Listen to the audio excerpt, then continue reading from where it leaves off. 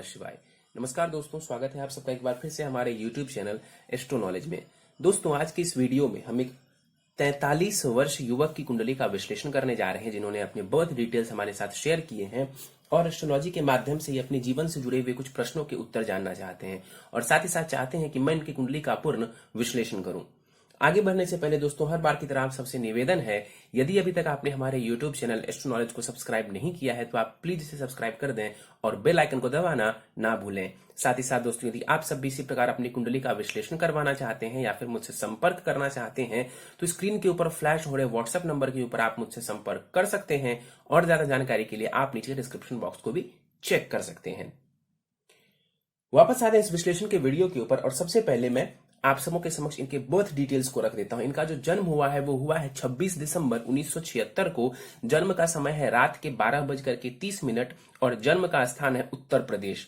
प्रश्नों की बात की जाए तो सिविल सेवा में सफलता के बारे में जानना चाहते हैं, पीसीएस में सफलता के बारे में जानना चाहते हैं।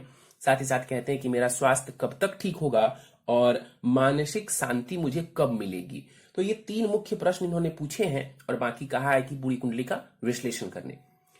सीधे इनकी लग्न कुंडली की तरफ चलते हैं, जो कि हमारे समक्ष इनकी लग्न कुंडली प्रारंभ होती है 6 नंबर से। 6 नंबर यानी कि कन्या लग्न की कुंडली बन जाती है और चंद्रमा देव देखें तो यहां पर कुंभ राशि में जाकर के विराजमान है, यानी इस जातक की कुंडली बन जाती है कन्या लग्न एवं कुंभ राशि की।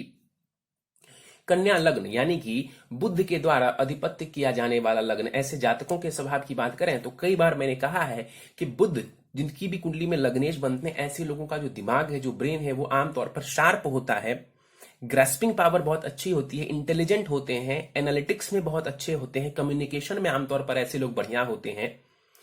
इनकी कुंडली को देखा जाए तो जाकर के लग्नेश कुंडली के चतुर्थ भाव में यहां पर बैठे हुए हैं, जो कि सुख का स्थान होता है। लग्न को हम देखें तो लग्न का मान 17 डिग्री का है, यानी लग्न के पास जो बल है वो बहुत ही बढ़िया माना जाएगा। लग्न बहुत ज्यादा बलवान यहां पर मौजूद है। आगे बढ़ते हैं, हम राहु को देख लेते हैं। द्वितीय भाव में राहु देव यहां पर बैठे हुए हैं। द्वितीय भाव वाणी का होता है, धन का होता है, परिवार वालों के साथ संबंधों का भी होता है। यहां पर राहु बैठे हुए हैं शुक्र की राशि में। तो सबसे इंपॉर्टेंट है कि शुक्र की प्लेसमेंट कैसी है। तो शुक्र यहां पर पंचम भाव शिक्षा संतान के भाव में बैठे हुए, इसलिए यहां पर राहु इनको धन देने वाला होगा। द्वितीय भाव में बैठा हुआ राहु इनको धन देने वाला होगा, लेकिन राहु अनसर्टेनिटी देता है।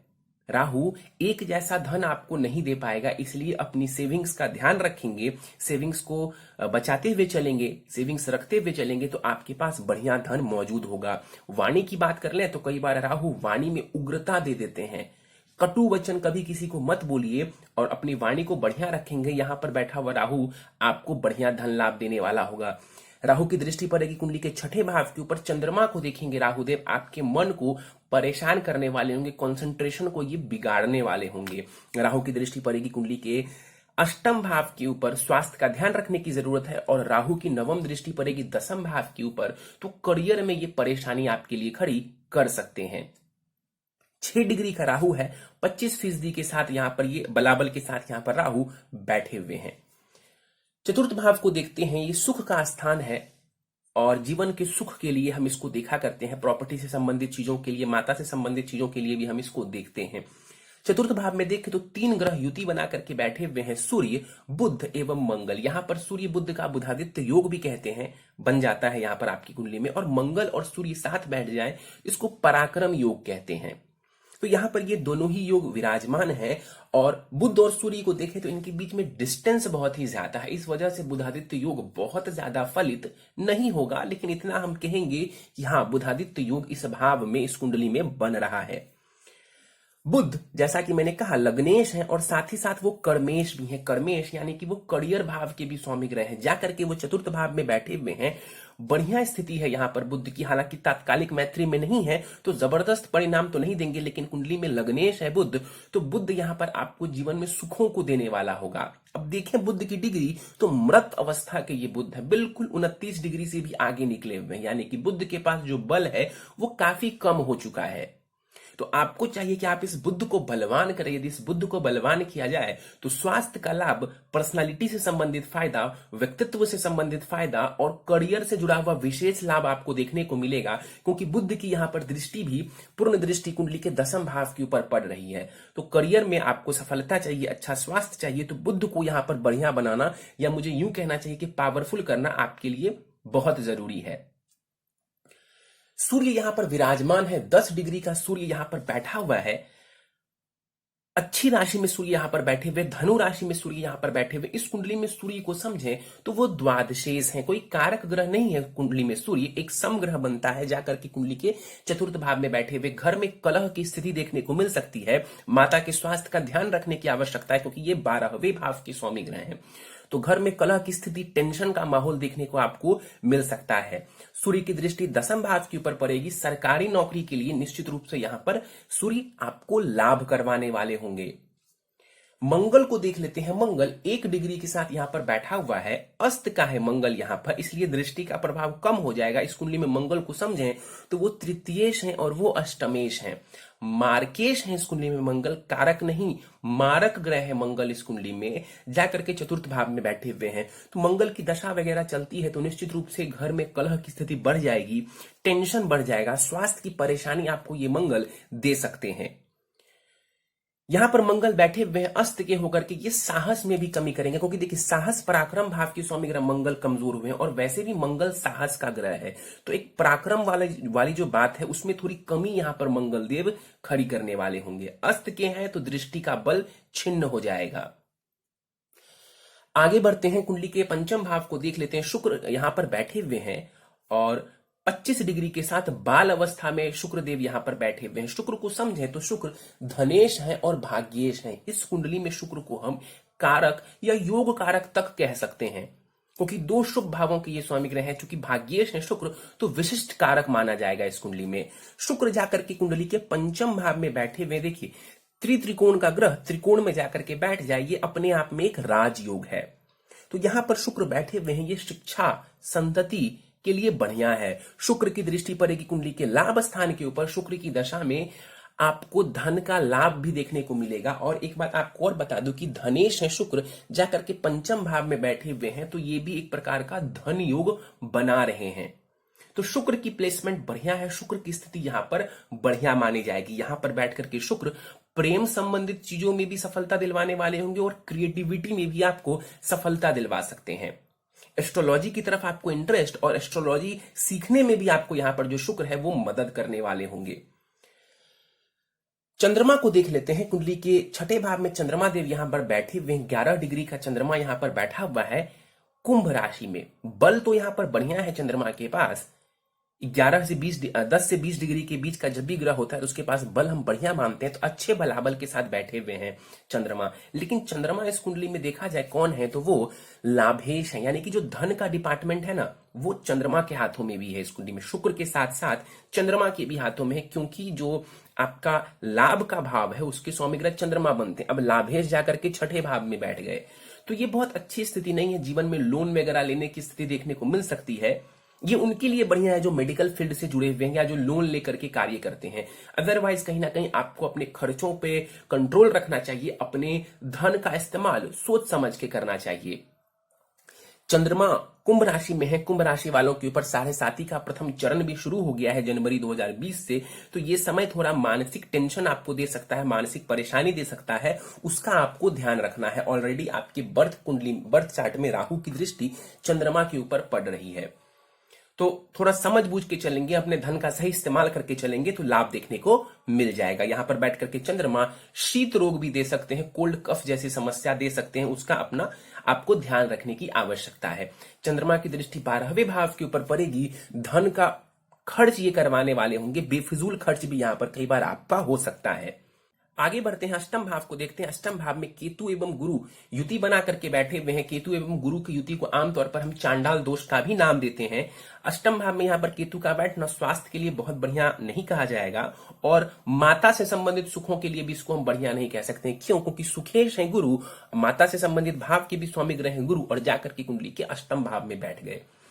तो माता का भी ध्यान रखिए और अपने भी स्वास्थ्य का आपको ध्यान रखते हुए चलना चाहिए। यहां पर बैठ करके गुरु देखें तो केंद्राधिपति दोष में भी आ जाएंगे, क्योंकि दो केंद्र घरों के स्वामी हैं गुरु और जाकर के कुंडली के अष्टम भाव में बैठ गए, तो ये बहुत शुभ नहीं माना जाएगा। सप्तम भाव पार्टनरशिप का होता है, आपकी कुंडली में पत्नी का भी होगा और उसके स्वामी ग्रह जाकर के अष्टम भाव में बैठे हुए हैं केतु के साथ, तो पत्नी के साथ थोड़ी परेशानी या उनके स्वास्थ्य में थोड़ी परेशानी आपको देखने को मिल सकती है। 28 डिग्री का गुरु है, मृत अवस्था के हैं और वक्री होकर के बैठे हुए हैं, यानी कि स्वास्थ्य की परेशानी ये आपको लगातार बनाए रख सकता है। जब भी कोई ग्रह स्वास्थ्य की परेशानी देता है और वो वक्री हो जाए तो कई बार ऐसा भी देखा गया है कि रोग ठीक होकर के पुनः लौट जाता है। तो आपको अपने स्वास्थ्य का विशेष ध्यान रखना चाहिए और बुध को बलवान बना करके चलेंगे तो स्थिति हमेशा काबू में रहेगी। गुरु की दृष्टि खर्च भाव के ऊपर पड़ेगी, धन का व्यय करवाएंगे, वाणी का ध्यान रखिए। और गुरु की दृष्टि पड़ेगी कुंडली के चतुर्थ भाव के ऊपर, तो थोड़ी सी यहां पर परेशानियों को ये कम करने की कोशिश कर सकते हैं गुरुदेव, क्योंकि चूंकि ये खुद भी मृत अवस्था के हैं, वक्री हैं, दोष में यहां पर चांडाल दोष में है, तो कोई बहुत ज्यादा मदद अपने घर को देख करके भी गुरु नहीं कर पाएंगे। केतु को यहां पर देख लेते हैं, 6 डिग्री का केतु यहां पर बैठा हुआ है बाल अवस्था में। स्वास्थ्य का ध्यान रखेंगे, जब भी राहु केतु अष्टम भाव को प्रभावित करते हैं स्वास्थ्य का ध्यान रखने की आवश्यकता होती है। यहां पर बैठ करके केतु अध्यात्म की तरफ भी आपको लेकर के जा सकता है, मन थोड़ा परेशान रह सकता है, लेकिन यदि आप उसको अध्यात्म की तरफ लेकर के जाएं तो आपको मजा आएगा। कहने का मतलब है आपको उसमें सफलता के योग देखने को मिल सकते हैं। केतु की दृष्टि 12वें भाव के ऊपर पड़ेगी, ये भी अध्यात्म की तरफ लेकर के जाने वाला होगा और आपको धन का व्यय करवाएगा। और केतु की दृष्टि चतुर्थ भाव के ऊपर कहीं ना कहीं मानसिक टेंशन दे सकता है आपको और शांति को भंग करने वाला होगा। घर में जो शांति है उसमें कलह की स्थिति देखने को मिल सकती है। और द्वितीय भाव में तो राहु देव बैठे हुए हैं, तो वहां पर भी परेशानी धन को लेकर के देखने को मिल सकती है। शनि को देख लेते हैं, 22 डिग्री के साथ शनि वक्री होकर के कुंडली के लाभ स्थान में यहां पर बैठे हुए हैं और यहां पर शनि कुमार अवस्था के साथ हैं। इस कुंडली में शनि को समझें तो वो पंचमेश एवं षष्ठेश हैं।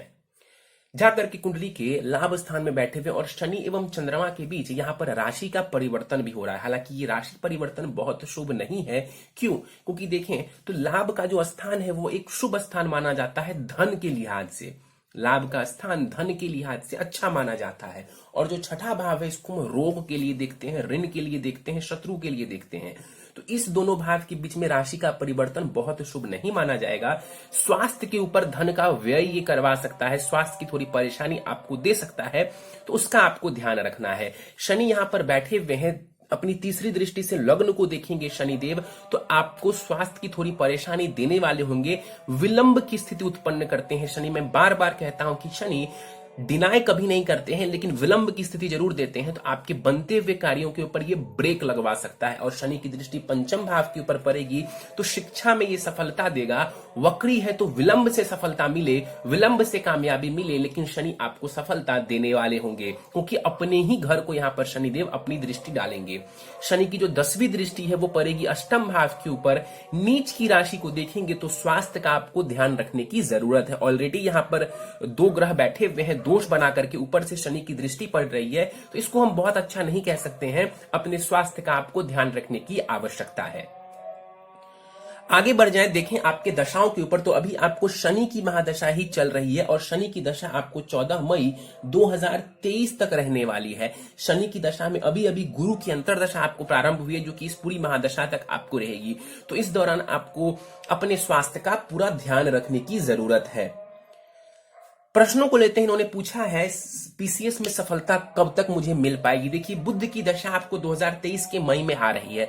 बुध की दशा निश्चित रूप से, चूंकि बुध कर्मेश है, लग्नेश है, तो आपको बहुत ज्यादा लाभ करवाने वाले हैं। लेकिन अभी बुध की दशा में करीब करीब काफी समय बाकी है, 2.5 वर्षों का समय बाकी है उसमें। तो अभी हम गोचर से समझने का प्रयास करें तो गोचर से शनि और जो गुरु है वो पंचम भाव से ही गोचर कर रहे हैं। तो अभी नवंबर 2020 से लेकर के 20 नवंबर 2020 से लेकर के अभी जो 1 और 2 वर्षों तक का समय है, ये भी शिक्षा में विशेषकर सफलता प्राप्त करने के लिए बढ़िया है। स्वास्थ्य के दृष्टिकोण से फिर से मैं आपको कह देता हूं कि ये समय बहुत अच्छा नहीं है। स्वास्थ्य का आपको ध्यान रखने की आवश्यकता है, लेकिन ये जो गोचर है एजुकेशन के लिए बढ़िया है, तो आप एजुकेशन में मेहनत करके इस समय का लाभ उठा सकते हैं। हाँ, यदि बुध की महादशा होती तो बात कुछ और जबरदस्त हो जाती। बुध आपको निश्चित रूप से अच्छी सफलता और बड़ी सफलता देने वाले होते, लेकिन शनि की दशा चल रही है तो अपनी मेहनत को, अपने पराक्रम को थोड़ा बढ़ा करके रखेंगे, तब जाकर के सफलता देखने को मिलेगी। गोचर आपको जरूर सपोर्ट कर रहा है। यहां पर क्यों कर रहा है? क्योंकि शनि और गुरु अभी यहां से गोचर कर रहे हैं, तो शनि स्वग्रही है। यहां पर गोचर से मैं बता रहा हूं, आपके पंचम भाव में आया हुआ है, तो शिक्षा में सफलता के योग यहां पर बन जाते हैं। तो शिक्षा के लिए बढ़िया समय है, मेहनत करेंगे तो सफलता के योग मौजूद हैं। स्वास्थ्य कब तक ठीक होगा, इन्होंने पूछा है। देखिए, बुध की महादशा जब आएगी तो निश्चित रूप से वहां पर आपको विशेष लाभ स्वास्थ्य में देखने को मिलेगा, और बुध को बलवान बना करके चले ताकि आपको स्वास्थ्य की परेशानी विशेष रूप से देखने को ना मिले। तो बुध की दशा जहां पर आ रही है वो समय स्वास्थ्य उन्नति के लिए बहुत बढ़िया माना जाएगा। अभी शनि की महादशा में गुरु की अंतरदशा है, ये दोनों ही ग्रह अष्टम भाव को प्रभावित कर रहे हैं, और शनि देखा जाए तो वो षष्ठेश भी हैं, भले ही त्रिकोण के स्वामी ग्रह हैं लेकिन वो षष्ठेश भी हैं, तो कहीं ना कहीं उनका एक छोटा पाप प्रभाव भी जरूर मौजूद है। तो शनि की दशा एक बार निकल जाए उसके बाद आपके स्वास्थ्य में भी आपको लाभ देखने को मिल जाएगा। मानसिक शांति के बारे में जानना चाहते हैं, मानसिक शांति को समझने का प्रयास करें तो कुंडली का जो चतुर्थ भाव है ये ओवरऑल सुखों को दर्शाता है। यदि किसी का चतुर्थ भाव डैमेज हो तो ऐसे लोगों के घर में कलह की स्थिति या मन प्रसन्न नहीं रहता। दूसरा, मन की जब हम बात करते हैं, मानसिक स्थिति की बात करते हैं, तो सबसे पहले हमारा ध्यान आना चाहिए चंद्रमा के ऊपर। तो चंद्रमा को यदि यहां समझे तो राहु की दृष्टि में चंद्रमा मौजूद है और 7:30 भी प्रारंभ हो चुकी है आपको, तो ये समय थोड़ा सा आपको सोच समझ के चलने वाला है। और आपके नवमांश में भी देखा जाए तो शनि और चंद्रमा की युति हुई है जो कि विष दोष बनाता है। लग्न कुंडली में शनि और चंद्रमा आपस में राशि परिवर्तन कर रहे हैं, यानी कि एक दूसरे से जुड़े हुए हैं, और आपके नवमांश में शनि और चंद्रमा साथ युति बना करके बैठे हुए। इस वजह से आपका जो मन है वो व्यथित रहेगा, मन पीड़ित रहेगा। तो कुछ उपाय कर लेंगे तो आपको लाभ देखने को मिलेगा। इतना याद रखिए कि बुध की दशा आपके लिए बहुत बढ़िया रहने वाली है, स्वास्थ्य के दृष्टिकोण से और करियर के दृष्टिकोण से, दोनों ही तरीकों से बुध की जो दशा है वो आपके लिए बढ़िया है। उपाय पर जाने से पहले इनके नवमांश को हम देख लेते हैं। इनकी जो नवमांश कुंडली है वो 3 नंबर से प्रारंभ होती है, और ज्यादातर ग्रहों की स्थिति ठीक है, लेकिन शनि और चंद्रमा का, जैसा मैंने कहा, वो विष दोष का बनना वो इनके मानसिक स्वास्थ्य के लिए बढ़िया नहीं माना जाएगा। करियर की बात, एक बात और मैं इनको बता देता हूं कि ये करियर में पीसीएस की तैयारी कर ही रहे हैं, इसके अलावा शिक्षा एवं जर्नलिज्म के भी क्षेत्र में, यानी शिक्षक बन सकते हैं, जर्नलिज्म के भी क्षेत्र में आप ट्राई कर सकते हैं। आपको इन दोनों क्षेत्र में अच्छा लाभ देखने को मिल सकता है। सीधे उपाय के ऊपर चलते हैं। आपको एक पन्ना रत्न, बुद्ध का रत्न है पन्ना, आपको धारण करना चाहिए। करीब 7 रत्ती का, 7 सवा 7 रत्ती का पन्ना, चांदी अथवा सोने में भी जरवा के पहन सकते हैं, चांदी में भी धारण कर सकते हैं। उसको चांदी में जरवा करके दाहिने हाथ की सबसे छोटी उंगली में आपको धारण करना है। इसको शुक्ल पक्ष के बुधवार की प्रातः काल को। व्हाट्सएप के ऊपर आपको पूरी विधि मिल जाएगी यदि आपको नहीं पता है तो। नित्य सुबह शाम हनुमान चालीसा का पाठ करेंगे। शनि की महादशा चल रही है तो हनुमान जी की पूजा उपासना करने से विशेष लाभ आपको देखने को मिलेगा। हर सोमवार शिवलिंग के ऊपर अभिषेक करें, और नित्य गणेश अथर्व शीर्ष का पाठ करें। यदि पीसीएस जैसे कंपटीशन की आप तैयारी कर रहे हैं, सिविल सेवा वगैरह की तैयारी कर रहे हैं, तो उसके लिए आपको गणेश जी की पूजा आराधना करने से विशेष लाभ मिलेगा। तो गणेश अथर्व शीर्ष का आप रोजाना पाठ करना प्रारंभ कर दीजिए। और एक छोटा सा उपाय है कि सूर्य को नित्य अर्घ प्रदान करेंगे, जल में थोड़ा लाल रोली मिला करके। इससे भी आपका जो कॉन्फिडेंस है वो बना रहेगा, और ये जो मानसिक स्थिति खराब हो रही है इसके लिए भी जो उपाय दिए हैं मैंने, एक सोमवार को शिवलिंग के ऊपर अभिषेक करने का और दूसरा सूर्य को जल चढ़ाने से आपको बढ़िया लाभ देखने को मिल जाएगा। चलिए, तो दोस्तों ये था इस 43 वर्ष युवक की कुंडली का विश्लेषण। मुझे उम्मीद है कि आपको हमारा यह कुंडली विश्लेषण का वीडियो पसंद आया होगा। यदि वीडियो पसंद आया है तो आप इसे लाइक करें, शेयर करें। अभी तक आपने हमारा YouTube channel astro knowledge subscribe नहीं किया है तो आप प्लीज इसे सब्सक्राइब कर दें और बेल आइकन को दबाना ना भूलें। साथ ही साथ दोस्तों, यदि आप सब भी इसी प्रकार अपनी कुंडली का विश्लेषण करवाना चाहते हैं या फिर मुझसे संपर्क करना चाहते हैं तो स्क्रीन के ऊपर फ्लैश हो रहे व्हाट्सएप नंबर के ऊपर आप मुझसे संपर्क कर सकते हैं, और ज्यादा जानकारी के लिए आप नीचे डिस्क्रिप्शन बॉक्स को भी चेक कर सकते हैं। इस वीडियो में फिलहाल इतना ही दोस्तों, आप सभी का बहुत बहुत धन्यवाद।